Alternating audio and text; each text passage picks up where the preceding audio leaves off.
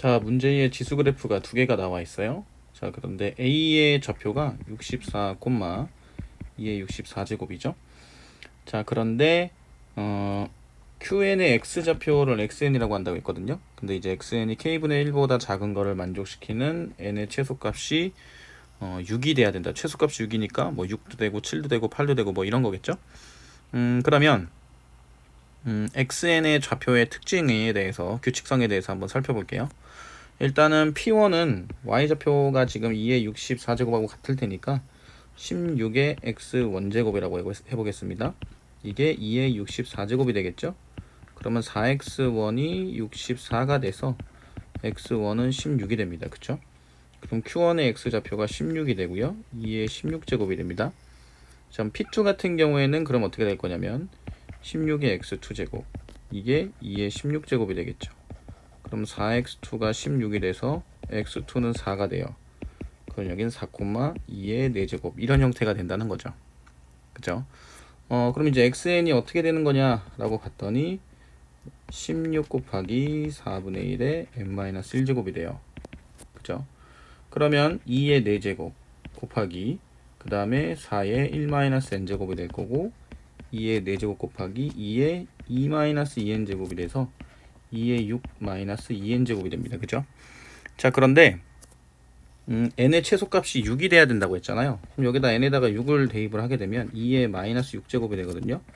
이 얘기는 64분의 1이에요. 즉 64분의 1부터 이제 성립을 한다는 얘기거든요. 그럼 k분의 1 같은 경우에는 64분의 1보다 큰 게 들어가야겠죠. 자연수 k니까. 그죠? 그럼 k 같은 경우에는 어떤 숫자부터 가능해지게 되냐면 63 가능해지게 되죠. 그죠? 뭐 65분의 1이나 그 다음에 이제 66분의 1이나 뭐 이런 숫자들은 안 될 거고요. 그죠? 그래서 이제 최소값이 6이 되도록 하는, 즉 64분의 1, n에다가 6을 대입을 했을 때 64분의 1보다 만족을 하려면 63분의 1이 더 클 거 아니에요. 이게 이제 언제까지 가능해지겠느냐라고 봤더니 n에다가 5를 대입을 하게 되면 2의 마이너스 4제곱이죠. 그럼 16분의 1입니다. 즉 k가 그 최소값이 이제 6이 돼야 된다고 했으니까 n에다가 5를 집어넣을 때는 16분의 1이 돼요. 그죠? 16분의 1. 그럼 k가 이제 16분의 1보다 작다 이렇게 된다라고 했을 때 n에다가 5를 집어넣게 되면 16분의 1이 되는 거니까 이건 부등호가 성립하지 않거든요. 그쵸? 이런 경우 이제 17부터는 성립을 할 수가 있어요. 이런 식으로 이제 생각을 해볼 수가 있거든요. 그죠? 그러면 문제에서 봤을 때 자연수 k의 개수는 어떻게 되겠느냐라고 보는 거니까 k는 63보다 작거나 같고 16보다는 크거나 같겠죠. 그죠? 자, 다시 한번 정리하자면 n은 최소값이 6이라고 했어요. 그죠? 자, 그래서 이제 우리는 5일 때를 구한 겁니다. 5일 때를 구해봤더니 16분의 1이다. 그쵸? 16분의 1. 그러면 k가 만약에 16분의 1이라면, 그쵸? n에다가 5를 대입했을 때 16분의 1이니까 이건 부등식이 성립하잖아요. 성립하지 않죠. 이건 등호가 같은 거니까. 그죠?